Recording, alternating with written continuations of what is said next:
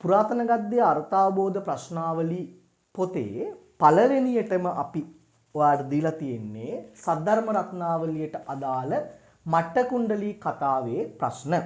එතකොට ළමයි පළවෙනි ඡේදයේදී පළවෙනි ප්‍රශ්නේ වශයෙන් අපි අහනවා ඡේදයේ සඳහන් පරිදි සක්දෙවිඳු විසින් සම්පත් විසුරුවා දන් දීම හුරු කරන ලද්දේ කවරෙකුටද? ඡේදයේ සඳහන් පරිදි සක්දෙවිඳු විසින් සම්පත් විසුරුවා දන් දීම හුරු කරන ලද්දේ කවරෙකුටද?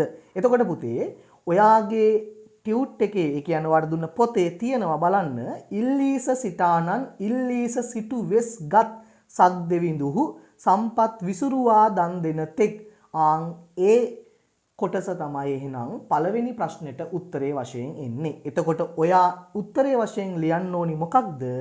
ඉල්ලීස සිතානන්ට සම්පත් විසුරුවා දන් දීම හුරු කරන ලද්දේ කාටද? ඉල්ලීස සිතානන්ට. උත්තරේ වෙන්න ඕනි ඉල්ලීස සිතානන්ට. ඡේදයේ සම්පූර්ණයෙන් ඒ විදිහට ලියලා හරියන්නේ නැහැ. ඒ කියන්නේ ඔයාලට දීලා තියෙන උද්දෘත කොටසේ මේ අදාළ උත්තරේ තියෙන කොටස ඒ විදිහටම ලියන්න එපා. වර්තමාන ලේඛන ව්‍යවහාරයෙන් ලියන්න ඕනි.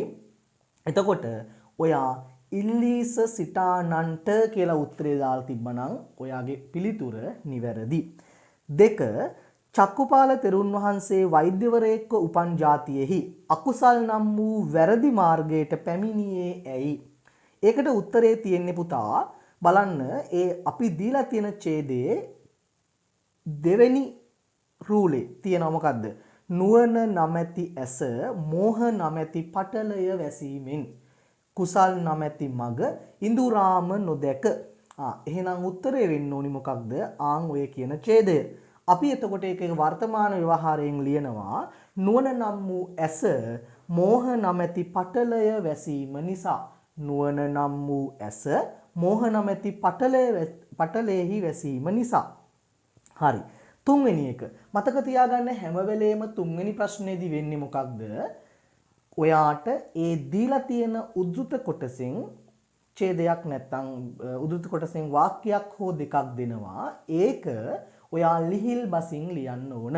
එතනදී ඔයාට ඒ දීලා තියෙන ඡේදයේ උක්ත වාක්‍යයට සම්බන්ධව අනිවාර්යයෙන්ම අවධානය යොමු කරන්න වෙනවා. දැන් බලන්නකෝ මේකේ තියෙන්නේ මොකද්ද? බුදුන්ගෙන් බණ අසා නිවන් දැක මසුරු සිත් තුනීවන තෙක් තන අග ගලා තෙල් බිඳුවක් විතරක් අනුන්ට නුදුන් විරූය. මෙම උද්දෘතය ලිහිල් බසින් ලියන්න. සමහර ලාවට විභාගෙට මෙච්චර දිග ඡේදයක් එන්නේ නැති වෙන්න පුළුවන්. හැබැයි මම මෙහෙම දිග ඡේදයක් ඔයාලට දීලා තියෙන්නේ මේ ඡේදය ඇතුලේ තියෙන නැත්නම් මේ කොටස ඇතුලේ තියෙන විභාගෙට අහන්න පුළුවන් විදිහේ ප්‍රශ්නයක් ඇහෙන්න පුළුවන් විදිහේ කොටසක්. ඒ නිසා මම ඔයා වචන ඉගෙන ගන්න ඕනි හින්දා සහ ඔයා මේ පාඩම ඉගෙන ගන්න ඕනි හින්දා මම ටිකක් දිග වාක්‍යයක් දීලා තියෙනවා. වාක්‍ය කිහිපයක් දීලා තියෙනවා. දැන් බලන්නකෝ බුදුන්ගෙන් බණ අසා. අපි ඒක ලියනවා. බුදුරජාණන් වහන්සේගෙන් බණ අසා නිවන් දැක ලෝභ සිත අඩුවන තෙක් ඕනනම් වරහන් තුල ලියන්න පුළුවන් නැතිවන තෙක් තන අග රැඳෙන තෙල් බිඳුවක් තරම්වත් අන් අයට නොදුන්නේය. නැත්නම් දී පුරුදු නැත නොදුන්නේය. එතකොට මම ආයෙ කියන්නම් බුදුරජාණන් වහන්සේගෙන් බණ අසා නිවන් දැක ලෝභ සිත අඩුවන තෙක් තන අග රැඳෙන තෙල් බිඳුවක් තරම්වත් අන් අයට නොදුන් විරූය. නැත්නම් නොදුන්නේය. ඊළඟට හතරවෙනි ප්‍රශ්නය අහනවා සැදෑ යන්නට කෙටි විවරණ සපයන්න. දැන් බලන්න පුතා දැන් කෙටි විවරණයක් කියලා කියන්නේ තේරුම ලියන එකම නෙවෙයි. සැදෑ කියලා කියන්නේ ඔයා දන්නවා ශ්‍රද්ධාව. ඒතර මෙතන මේ ශ්‍රද්ධාව කියලා ලියන එකට වඩා ඔයාගෙන් බලාපොරොත්තු වෙනවා. නැත්නම් ඔයා ලියන්න පුළුවන් නම් හොඳයි මොකද්ද ශ්‍රද්ධාව කියන්නේ මොකද්ද කියලා. එතකොට සැදෑ කියලා කියන්නේ ශ්‍රද්ධාව. මේක ක්‍රම කිහිපයකට ලියන්න පුළුවන් ඔයාට.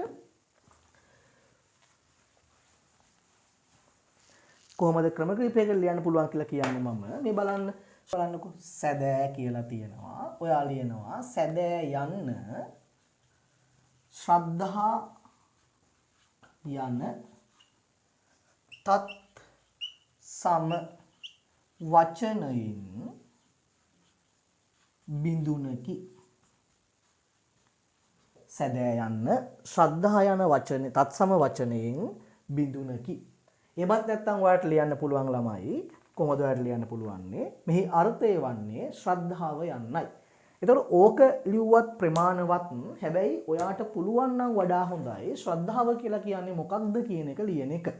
එතකොට ඔයා ලියනවා බුද්ධ ධම්ම සංඝ යන ත්‍රිවිධ රත්නයේ කෙරෙහි පවතින අචල වූ විශ්වාසය ශ්‍රද්ධාව යනුවෙන් හැඳින්වේ.